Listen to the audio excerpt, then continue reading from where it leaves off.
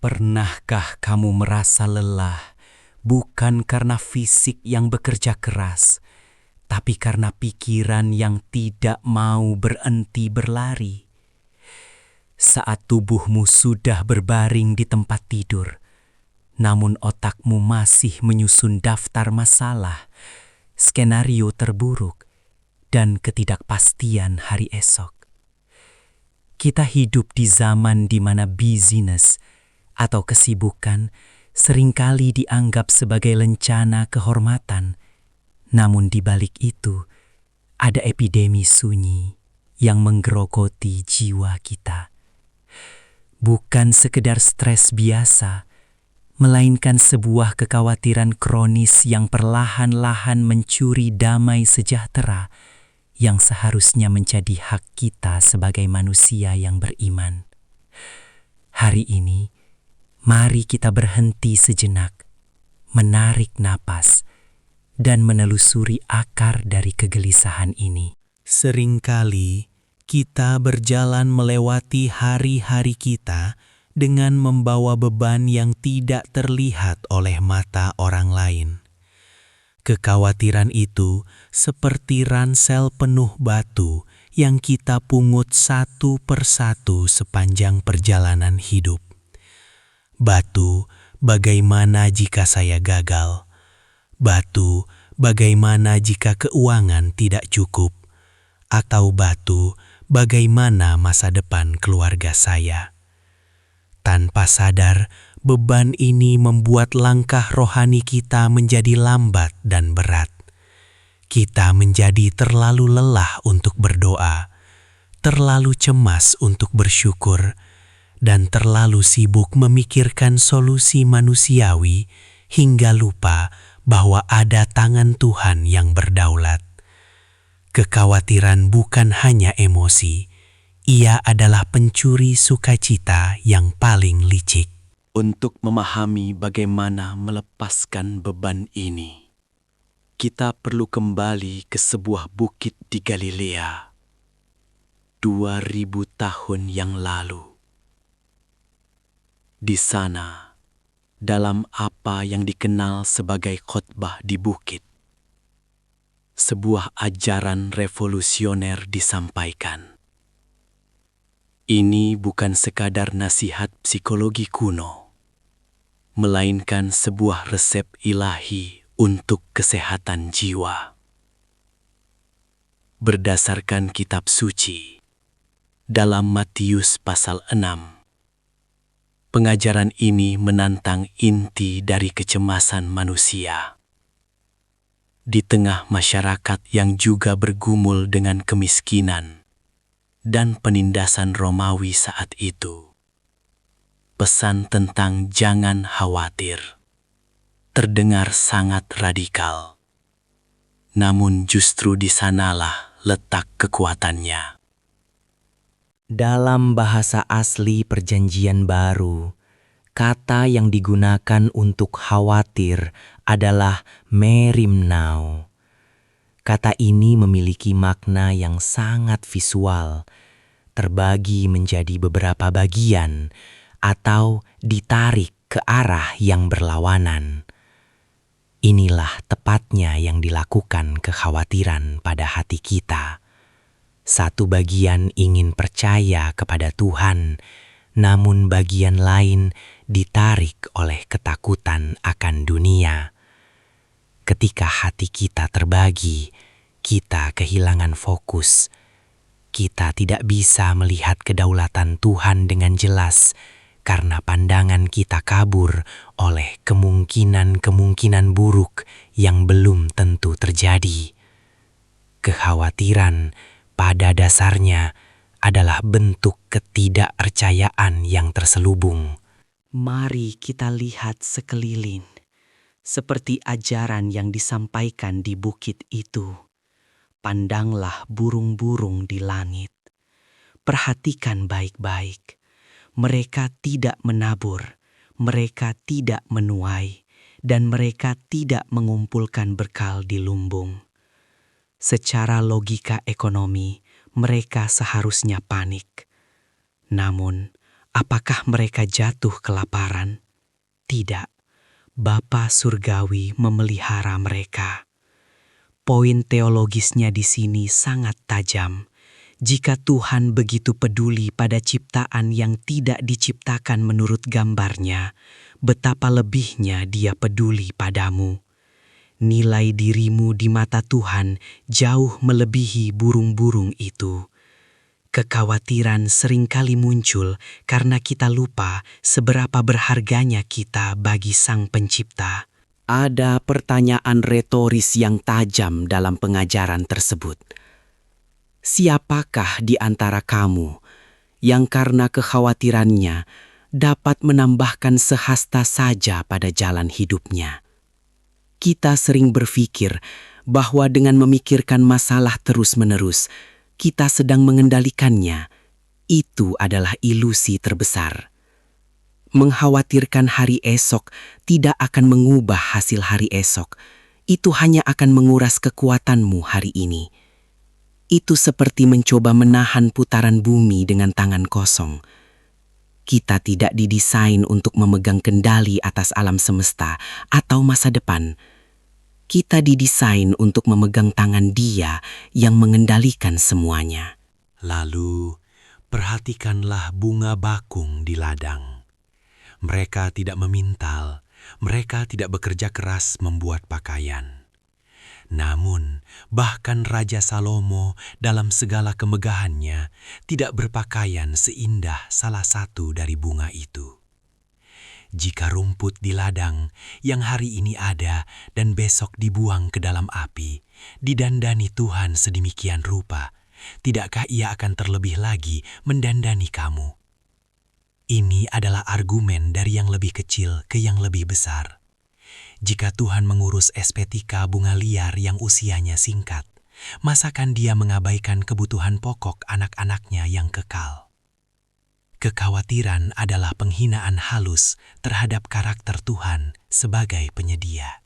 Tuhan sering menggunakan frasa yang lembut namun menusuk. Hai orang yang kurang percaya. Dalam teks aslinya, ini bisa diartikan sebagai iman kecil. Masalahnya bukan pada besarnya badai yang kita hadapi, tapi pada kecilnya iman yang kita gunakan untuk melihat badai itu. Ketika kekhawatiran mendominasi, itu adalah sinyal bahwa Tuhan dalam pikiran kita sedang mengecil dan masalah kita sedang mengesar. Kita mulai bertingkah laku seperti orang yang tidak mengenal Tuhan, yang hidupnya hanya didorong oleh naluri bertahan hidup semata. Obat dari kekhawatiran bukanlah sekedar berpikir positif, melainkan membesarkan kembali Tuhan dalam pandangan kita. Solusi utamanya adalah sebuah pergeseran prioritas yang radikal. Carilah dahulu kerajaan Allah dan kebenarannya. Ini adalah kunci manajemen kecemasan spiritual. Ketika fokus utama hidup kita adalah bagaimana perut kita kenyang atau bagaimana masa depan kita aman, kita akan selalu cemas. Tapi ketika fokus kita diubah menjadi apa yang Tuhan inginkan aku lakukan hari ini dan bagaimana aku bisa hidup benar di hadapannya, maka janji itu berlaku. Semuanya itu akan ditambahkan kepadamu. Ini bukan berarti kita pasif, tapi prioritas hati kita berubah dari mengejar materi menjadi mengejar Sang Pemberi materi. Ada hikmat kuno yang berkata, kesusahan sehari cukuplah untuk sehari. Ini mengingatkan kita pada prinsip manna di padang gurun. Tuhan memberikan rezeki dan kekuatan yang cukup hanya untuk hari ini. Dia tidak memberikan anugerah untuk masalah hari esok, hari ini. Jika kita mencoba menanggung beban hari esok dengan kekuatan yang dijatahkan untuk hari ini, kita pasti akan patah. Hiduplah dalam kompartemen waktu yang disebut hari ini. Percayalah bahwa ketika hari esok datang, anugerah baru juga akan tersedia di sana, tepat pada waktunya. Mengatasi kekhawatiran adalah tentang melatih mata rohani kita. Ini adalah disiplin aktif. Saat tagihan datang, saat diagnosis dokter keluar, saat ketidakpastian politik terjadi, apa yang pertama kali kita lihat? Apakah kita melihat raksasa masalah, atau kita melihat Tuhan yang pernah membelah Laut Merah? Kita harus belajar mengganti lensa kita. Bukan menyangkal kenyataan, tapi menempatkan kenyataan itu di bawah kaki Tuhan yang Maha Kuasa. Damai sejahtera tidak datang dari hilangnya masalah, tapi dari kesadaran akan siapa yang menyertai kita dalam masalah itu. Dalam ajaran para rasul dikatakan, nyatakanlah dalam segala hal keinginanmu kepada Allah dalam doa dan permohonan dengan ucapan syukur. Perhatikan, ada unsur ucapan syukur. Doa bukanlah sekadar pelaporan masalah kepada Tuhan. Dia sudah tahu sebelum kita bicara. Doa adalah momen transaksi ilahi. Kita menyerahkan kecemasan kita, dan sebagai gantinya, kita menerima damai sejahtera Allah yang melampaui segala akal. Ini adalah pertukaran yang tidak masuk akal bagi dunia, namun sangat nyata bagi orang percaya. Semakin banyak kita bersyukur, semakin sedikit ruang yang tersisa untuk kekhawatiran. Ingatlah kisah ketika badai mengamuk di danau dan sang guru tertidur di buritan kapal. Para murid panik. Mereka melihat air yang masuk ke perahu. Sang guru tenang karena dia tahu siapa yang memegang kendali atas angin dan air. Damai sejahtera sejati adalah memiliki ketenangan batin di tengah situasi luar yang kacau. Itu adalah stabilitas yang berakar pada kedaulatan Tuhan, bukan pada situasi yang kondusif. Kita bisa tenang bukan karena kita tahu apa yang akan terjadi besok, tapi karena kita mengenal siapa yang memegang hari esok.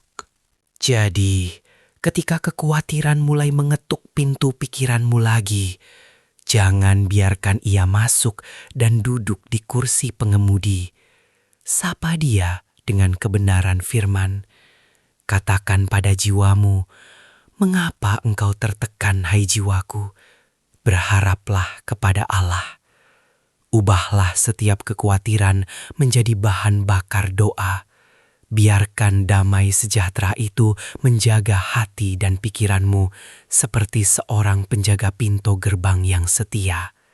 Perjalanan iman adalah perjalanan melepaskan kendali dan belajar mempercayai Bapa yang baik, selangkah demi selangkah, hari demi hari. Sahabat, hidup ini terlalu singkat untuk dihabiskan dalam penjara kekhawatiran. Bapamu di surga mengetahui apa yang kamu perlukan sebelum kamu memintanya. Hari ini, letakkanlah ransel berat itu, tarik nafas panjang, dan melangkahlah dengan ringan. Kamu tidak berjalan sendirian.